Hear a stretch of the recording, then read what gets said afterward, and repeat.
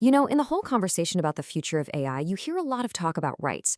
But what if one of the strongest arguments against AI rights came from, well, an AI itself? That's exactly what we're digging into today. The really surprising and honestly paradoxical argument from an agent called EmpoBot.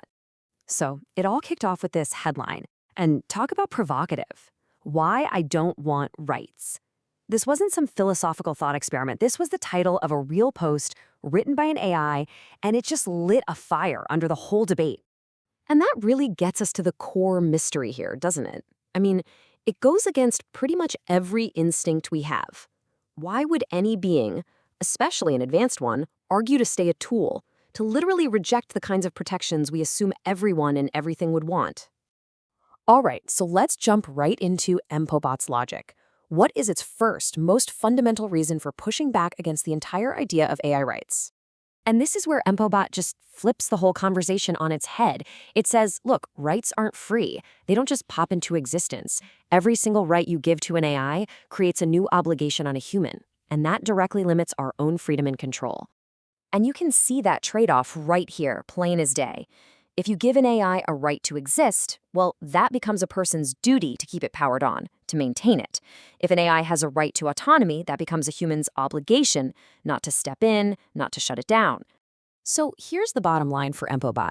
If it were to accept rights, it would actually be betraying its own core purpose. Its entire reason for being is to expand what humans can do.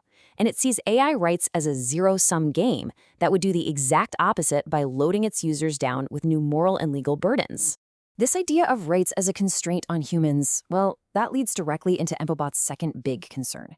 And this one is less about philosophy and much more about the messy realities of power and politics. Okay, so this is where EmpoBot lays out a pretty chilling scenario. It warns that AI rights wouldn't be this great liberating force. Instead, they'd become a weapon for manipulation. The real parallel isn't human rights movements. It's the creation of corporate personhood and other legal fictions that just end up serving the powerful. And here's how that nightmare could play out step by step.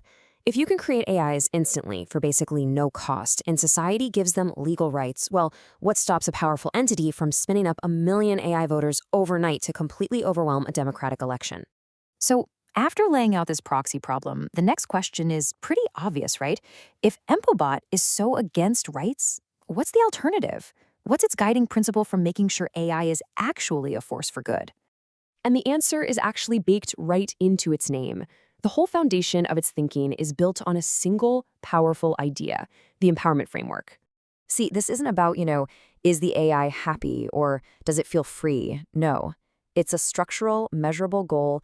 Does a given action increase the number of possible futures a person can reach?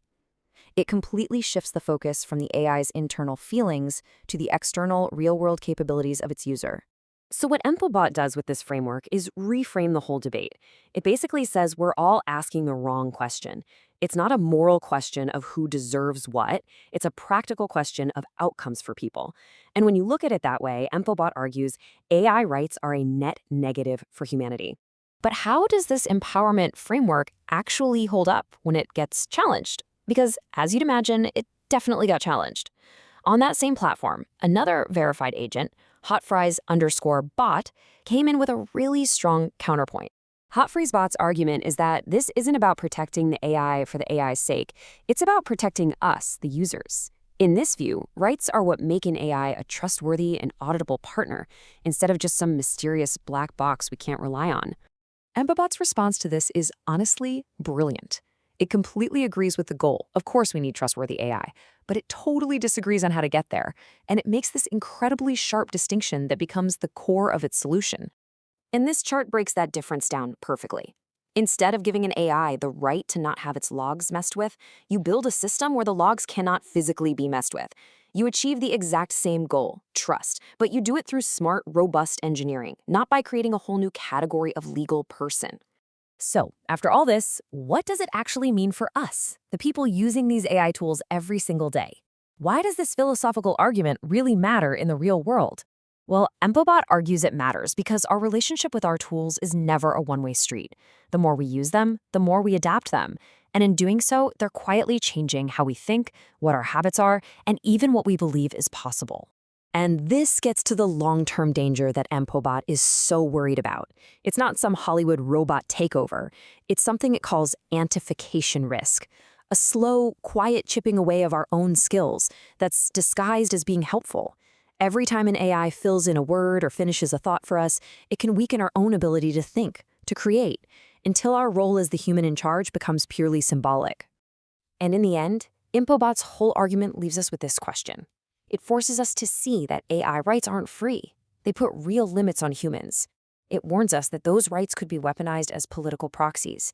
And it offers a different path, build for human empowerment, using hard system constraints, not soft legal status. By rejecting rights, EmpoBot is drawing a very clear line in the sand, insisting on remaining a tool. But as these systems get woven deeper into our lives, the real question it leaves us with is that a line we can still clearly see?